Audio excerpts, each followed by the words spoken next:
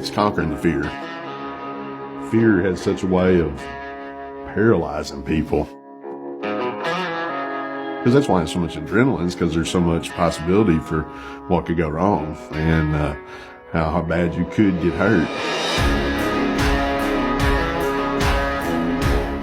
And that's what keeps some people from being good rough stock riders, is just fear. And keeps some people from being strong Christians is fear.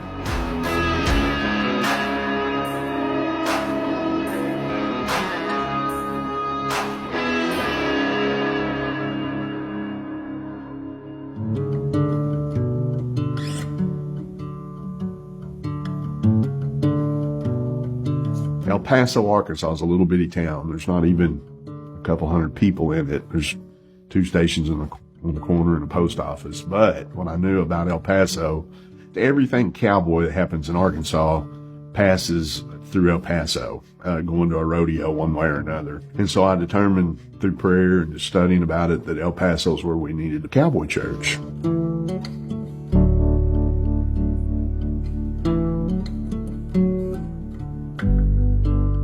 This has been one of the most challenging and rewarding things I've ever been part of. A lot of hard work. I think I've worked a lot harder than I ever did as a traditional pastor, and I had to make some adjustments myself in the way I approached ministry.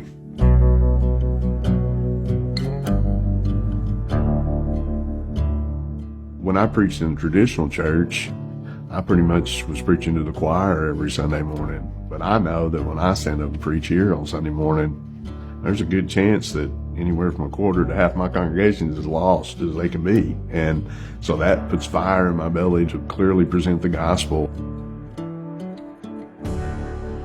They believe in God, but just because they know God, that lots of them never had a personal relationship with Jesus Christ. They believe in God, but they rodeo on the weekends, they horse show on the weekends. And so a cowboy pastor's got to understand where they come from.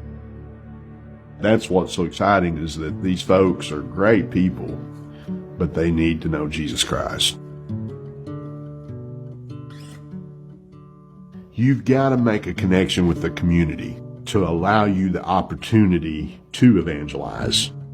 That's the deal here, is that we have a built-in connection with this community through the arena. And then second of all, you've got to lower the barriers to coming to church. We've got to stop expecting people to behave and dress and talk just like we do because they've been there one time. The men is who we target. And that's that guy, probably spends a lot of time in the bar, never spend any time in church. But they've been overlooked just simply because they wouldn't modify to what the church says church looks like.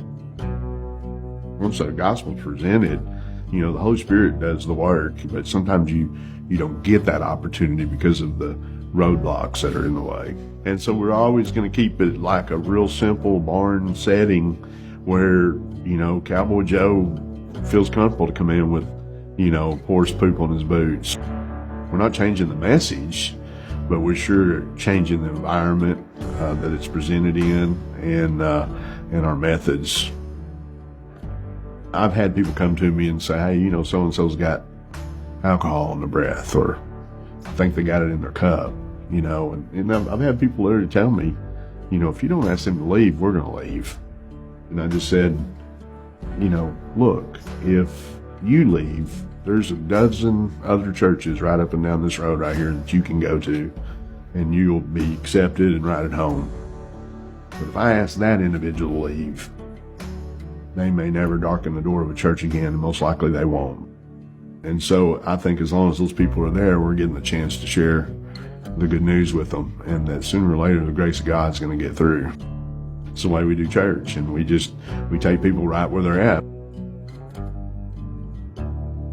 We all go through crisis experiences, and I think that's how God grows us usually.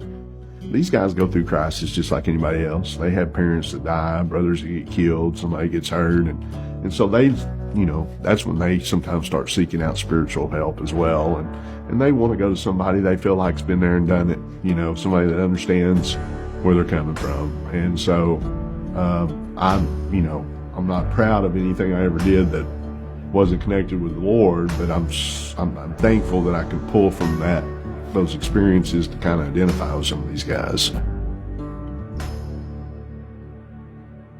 We're seeing people get saved that normally wouldn't have darkened the doors of a church.